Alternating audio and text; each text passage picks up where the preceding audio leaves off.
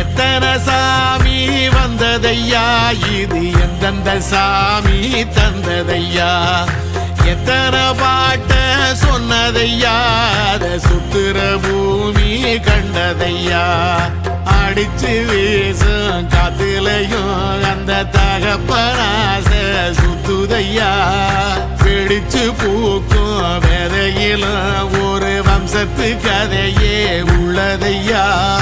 100 தலைமுறை சேர்ந்து செதுக்குன ஈர நலம் இது பாறையா,